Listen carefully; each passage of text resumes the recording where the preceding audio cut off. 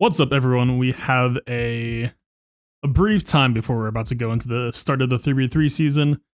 This is a little bit of a follow-up to the video that I made at the end of last season talking about a few setups that I've been working on trying to refine for a while now and feel pretty good about the results. There are a few changes that we're going to be making here, mostly on the CLS side. This is a little bit of a recap, but also we have the physical version of the playbook here. You can see things are looking pretty good. We also have, some good attached images. You can see some of the carnage these teams have brought about.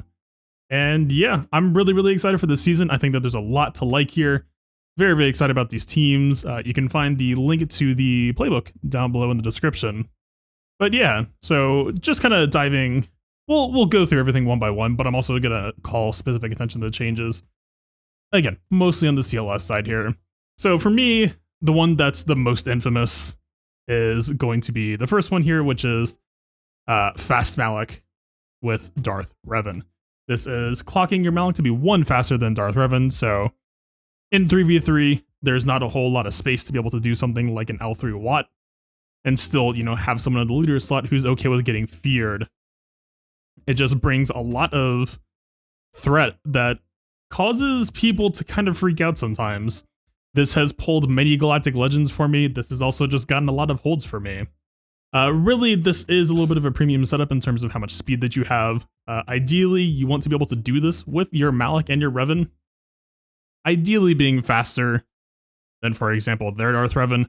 Obviously, if they can just mirror you and they're faster, then the setup loses value. As well as if we're really going for like a stretch goal, ideally you want to try to get faster than their Shakti. If you've been speed gambling, if you've been getting some good returns with your 60 through A mod slicing, in my opinion, this is still one of the best places to dump speed in all of 3v3 right now. The one thing that remains to be seen is obviously with the Bastila nerf, she can no longer land damage debuffs on Luke, which definitely gives him room to just ace this team sometimes in a way that it actually couldn't before. This team actually used to be pretty secure against Jedi Knight Luke. Now it's a little bit up in the air. I have still seen it hold. I've still had it hold since those changes. But the team is definitely more of a threat. And so certainly, if you can try to just dump as much speed on your Malik and your Revan as you can, try to get that extra control to stop Shakti or whoever from getting their initial combo out. It increases your team's chances of doing well. So very simple setup overall. Not a whole lot to report changes there-wise. Bastila, not really too worried about her speed. But yeah, pretty simple stuff. Yeah, moving right along here, we have Bruiser CLS. Certainly this is not, we see this team everywhere, right? But what makes this team so special is the modding that I have. The style, I guess we could say I've coined for it. I haven't seen anyone else running anything remotely close to this. We have what I call Bruiser CLS. This is heavy on tenacity. Heavy is a stretch, but we have the tenacity set, the speed set. We have 2 protection primaries. Don't let this arrow freak you out. This was, a 20 for me, and then I was using a 19 before that. Hopefully if you've been running the Kiadi Mundi mission, you might have some extra toys to play with. You might be working on crit avoidance for a while now. If you've got like a 15 plus, like 14 plus, we grab whatever speed we can get. This is obviously a pretty extreme example. I know I've seen people with like 28s to 29s. If you've got that, then I hate you, but also I'm happy for you. But yeah, so we have the crit avoidance, we have the tenacity. Both of these stats pair very, very nicely with learn control, which gives us 50% extra crit avoidance, on top of Chupio giving us another 15% crit avoidance, 100% tenacity. And as well, we get Luke regenerating 5% health and protection whenever he resists. So this can just make this a very, very, very sturdy character. A very good duelist, even if by duel we're talking like Luke versus a team of 2 to 3 people. I have actually witnessed him firsthand cutting down entire teams solo. It's an incredible sight to behold. Not to say this team is bulletproof. Certainly no team in this game is anymore. But it's a very, very strong core. Now, one of the big changes I've been making here is this I know I was talking about looking at Tenacity Chupio in the offseason, but I think the best bet of trying to tech against JTR, who's probably the most successful counter to this team, is going to be taking this tanky Chupio route. We have, you work with what you got. We have triple protection primaries with a crit avoidance arrow as well. Triple defense sets. I would say tack on what speed that you can. I have about like a 15 average, probably even less than 15. Right about 254 speed. But yeah, we're really looking to, we get the 35% crit avoidance. You tack on the extra 15, you can see at the top here for Rebel allies. Really just trying to make this character a lot bulkier. Most counters are trying to kill him first. This is probably a read I should have had a while ago. But yeah, feel really, really good about the setup. Can be very interested to see. This team is very tweakable. There's a lot of different ways that you can take this team. And definitely, I think that this is going to be, even if you're a confident Ray or a JTR, counter driver, if you've got experience with that matchup, I think that this, and just Chupio taking so long to kill, is going to put a lot of pressure on people who would otherwise feel pretty comfortable seeing you post this CLS team now. Yeah, and last but not least, there are a couple of other counters to this team floating in the wings, like Crew, Watt, Fox is one of them. And to try to combat that as well, I'm giving C3PO some extra speed. This is probably overkill. When I do my remod, I'm probably going to take some off of him. But essentially what I would say is try to have him at least match the speed on your CLS. That's not like a magic number, but just the faster we can get C3PO, it's going to give our team some extra turn meter. It's also going to throw off the ordering on some counters. JTR gains debuffs, or gains turn meter when we make debuffs. And really, that's all we're looking for right here is disruption. The primaries on C3PO don't matter too much. We get the speed potency set. We got the potency cross. We get the speed arrow. Pretty standard stuff. I happen to land on bulk primaries, and certainly that's not a bad fit for this character. You could run a crit damage triangle for all I care, and it's gonna drive mostly the same. But yeah, so a little bit fast on C3PO. I don't know if this is gonna end up feeling worth it. Keep in mind that C3PO gains 20 speed on the unique, so it's you could like clock him 18 speed lower.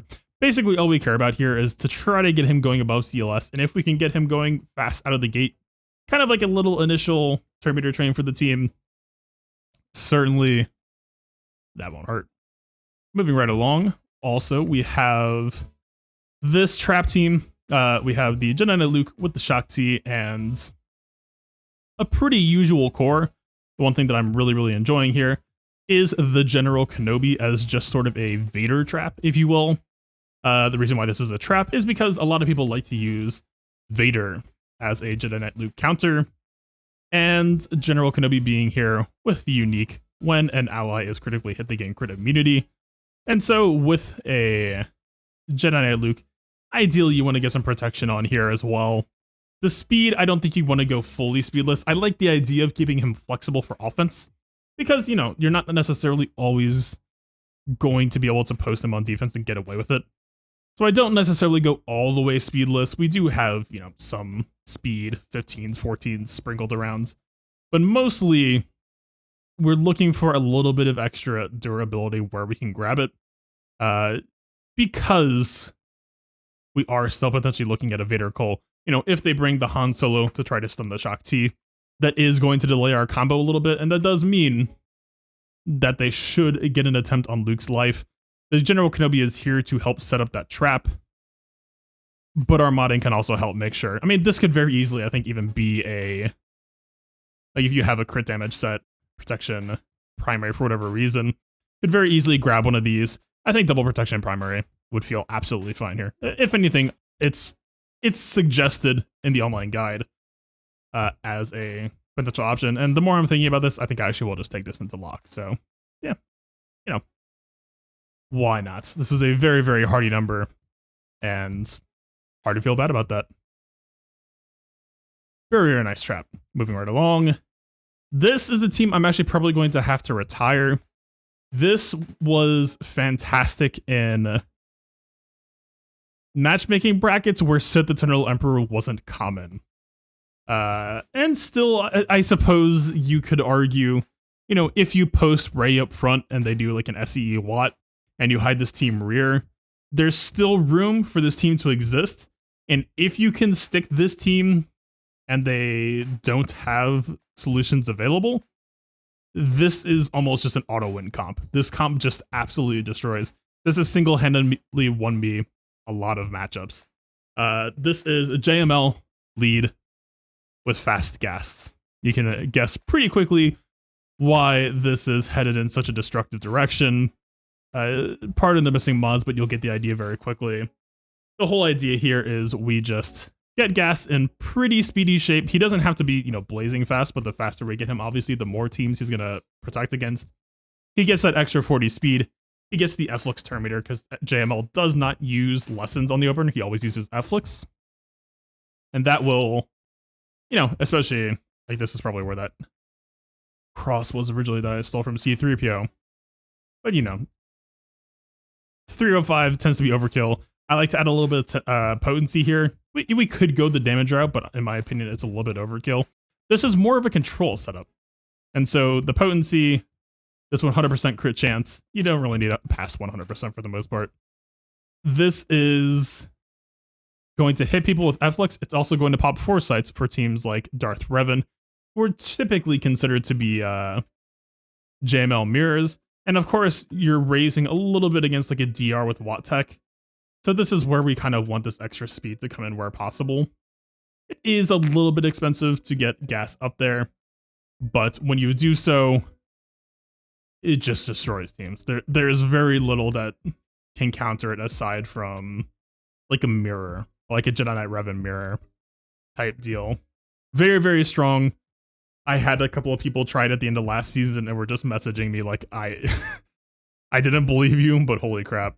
It is the real deal. And last but not least, a little bit more on the subtle side, but this team feels like a sneaky nice pairing with everything else. You know, if you can run one of these teams, you're in good shape. You can run 2 to 3 of these teams, you're in really good shape. And if you can run all these teams, this feels like a 1-2 punch knockout, which is, you know, obviously new Dooku itself is very, very common. We see a lot of different configurations, but one that I was a little bit surprised to see as like being this uncommon is Newt Dooku with Geonosian Brood Alpha. One of the reasons why I really like this is because Geonosian Brood Alpha does not have a tank tag. He is a support himself. So if you can sneak in a decently fast Dooku, you're going to get the Master of Makashi. It's going to hide everyone except for Brutes, and your team is just going to be in a really comfy spot. This team has stopped people from full clearing, which you would think is a little bit unassuming considering the relative position in the meta, also the lack of gear. This Geonosian Brood Alpha was not this geared as of last season. He was actually just about Relic 1 or 0. And we still have the Gear 12 Newt. The Gear 12 Newt actually kind of being helpful for the team sometimes too. Obviously, he gets the revive, he takes a bonus turn. That can also just add an extra extortion to the mix, sometimes just get some good pressure out there. And yeah, just a really fantastic combo. I really recommend it. I'm a little bit surprised to see it being so rare. So yeah, that is it for now. There's definitely some stuff waiting in the wings. You know, SLK with the zombie trap, with the advantage clocking seems worthwhile. I did just gear up my zombie, so I'm gonna poke away at that a little bit. It's been floating around the meta for a bit. I wouldn't even call it that unknown. I see plenty of people with their zombie clocked correctly. But yeah, so of course we have the spreadsheet here with everything I just talked about. If you want to see how things are built and executed, all of the modding we can see in good shape as well. Gear and Zeta recommendations. Yeah, I think we're just in a really good shape going into the season. It's going to be a good one. I'm excited. I'm actually trying to learn 3v3 on offense for now, for the first time. And yeah, should be a good learning experience. I know how to get holds. I just don't know how to attack well. So 3v3 is just here, right? It's just among us. There's no fighting it. We're just gonna have to take the mode, treat it seriously, and it's just gonna be what it is.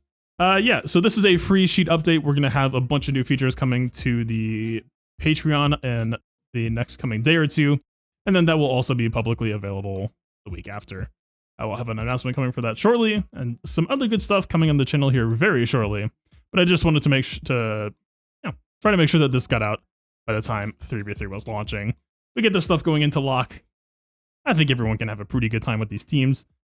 And yeah, it's good stuff. All right. Good luck out there, and enjoy your 3v3 as much as you can. Peace out.